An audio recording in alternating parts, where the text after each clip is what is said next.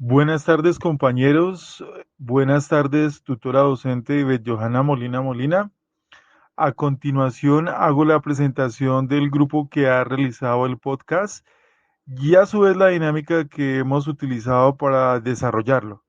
Este grupo está conformado por Angélica María Cruz Ramírez, Nelson Darío Velázquez Montoya, Juan Esteban Ramírez Ramírez y quienes habla Fabio Armando Acevedo Albarracín. Ahora bien, hemos decidido utilizar el método de entrevista, el cual consideramos puede hacer más atractivo y explícito elementos de la evaluación del aprendizaje y su incidencia en la calidad de los procesos de enseñanza. Pues bien, comencemos. Le queremos preguntar a nuestro compañero Juan, ¿cuáles son las políticas educativas que identifican la evaluación en América Latina?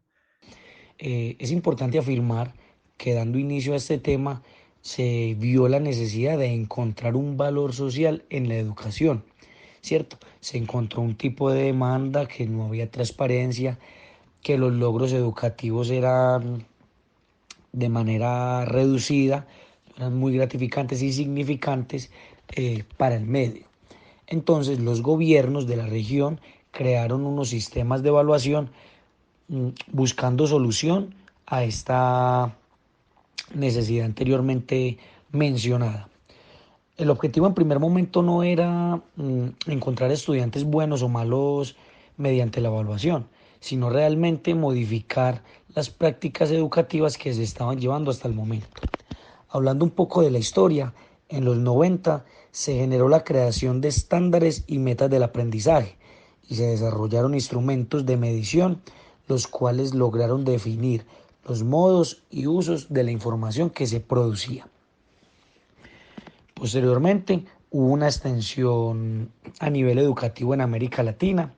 Se generaron pruebas internacionales que completaban un poco pues las anteriormente mencionadas, ¿cierto? Llegaron las pruebas PISA, OCDE, ERCE, IX, PIRLS y TIMSS. Los países pioneros de América Latina en realizar estas pruebas fueron Argentina, Colombia, Chile y México. Obviamente se realizaron en fechas distintas, en países distintas. Cabe resaltar que Colombia es el único país que ha participado de todas estas pruebas internacionales en las diferentes realizaciones. Como expansión, lograron añadir más áreas del conocimiento. Gracias por el aporte, Juan. Pero avancemos y le preguntamos a Nelson, ¿cómo se ha desarrollado en América Latina la evaluación de los aprendizajes? Bueno, es importante hacer énfasis en la similitud que tienen los sistemas educativos de América Latina. Todo esto pues por la influencia que tenemos nosotros de los países europeos desde el momento de la colonización.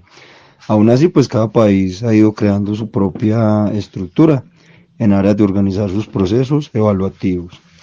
Algunos países, por ejemplo, por mencionar aquí, Argentina en el 93, a través del Ministerio de Educación de Gobierno Federal, estableció un sistema nacional para la evaluación de la calidad. Incluso desde ese momento empezó a participar en el proyecto PISA de la OCDE. Brasil, por su parte, en el 80 tomó los grados primero, tercero, quinto y séptimo y dio inicio al programa de evaluación de la educación básica. También en el 96 Bolivia estableció un sistema de medición de la calidad que comenzó a aplicar pruebas de rendimiento académico en matemáticas para los grados tercero y sexto y lenguaje también. Chile, que actualmente tiene uno de los mejores índices de calidad educativa, hizo una reforma en la década de 1960, donde inició con la creación de pruebas precisamente para mirar esa calidad educativa. La primera prueba la aplicó en el año 1968 a estudiantes de grado octavo, viendo la pertinencia de este tipo de pruebas. Por allá en el 88, después de una evolución de incluso de haber pasado las escuelas públicas al sector privado, En el 88 creó el CIMSE, que significa el Sistema de Medición de la Calidad Educativa. Y por último, pues tenemos que mencionar obviamente a Colombia. Nuestro país en el 68 creó el ICFES, que es el Instituto para el Fomento de la Educación Superior. Este se encarga de crear las pruebas de grado 11 con miras a la proyección de los estudiantes de todo el país a las universidades. Actualmente se le denominan pruebas saber y son aplicadas también para los grados tercero, quinto y noveno. Muy interesante, Nelson, gracias. Pero veamos ahora si realmente las pruebas saber miden la calidad educativa en Colombia. ¿Por qué sí o por qué no? Nos ayuda a responder la pregunta Angélica. Bueno, el Ministerio de Educación en cuanto a calidad educativa realiza año tras año el cálculo del índice sintético de calidad en donde el propósito es medir que los niños vayan a la escuela y aprendan. Se basa en la deserción y asistencia escolar. También tenemos que, según el Ministerio de Educación, las pruebas saber aplicadas en los grados tercero, quinto y noveno son confiables, puesto que tienen una muestra controlada y son aplicadas en todas las instituciones del país. Las pruebas saber 11 tienen una muestra mucho más controlada, ya que la realiza directamente el ICFES. Las pruebas saber no solamente son cognitivas, sino también no cognitivas.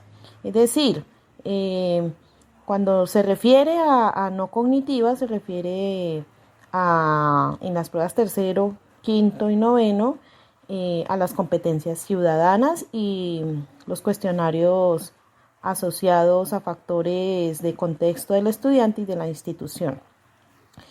Las pruebas están encaminadas con situaciones reales que se presentan en el contexto colombiano.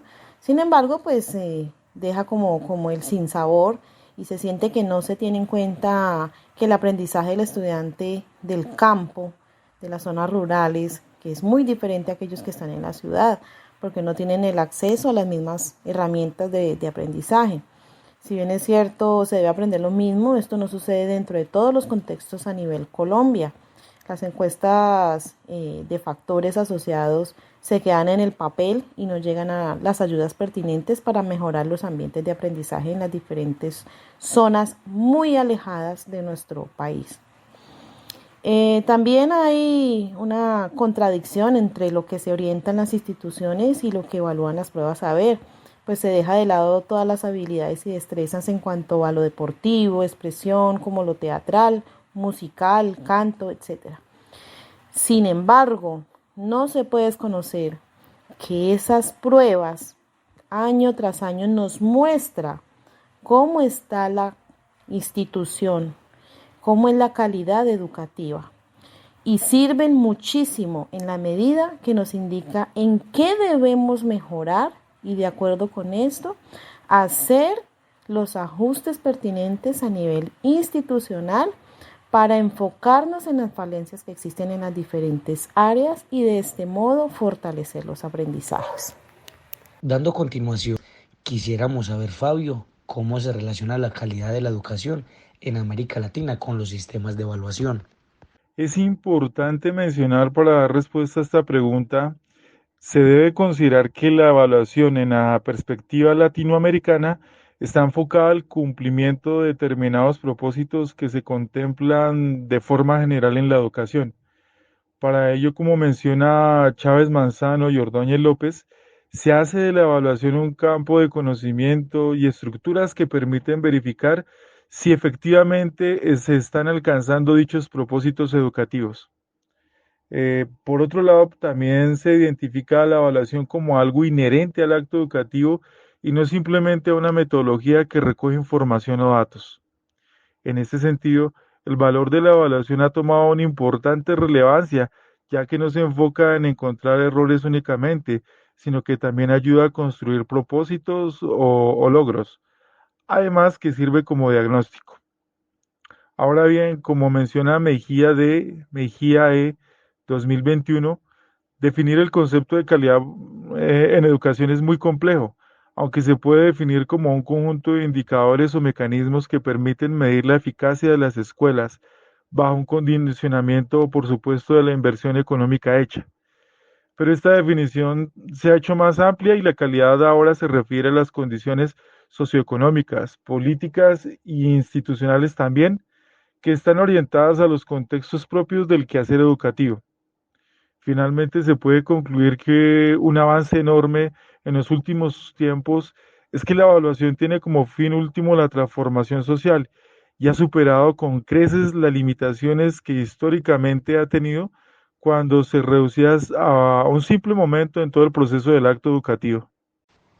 Finalizando, no quiero dejar a un lado los agradecimientos a la profesora Ivette por la materia dictada, por los conocimientos brindados, por las reflexiones generadas y por el enriquecimiento académico que nos ayudó a perfeccionarnos como profesionales y docentes. Muchas gracias.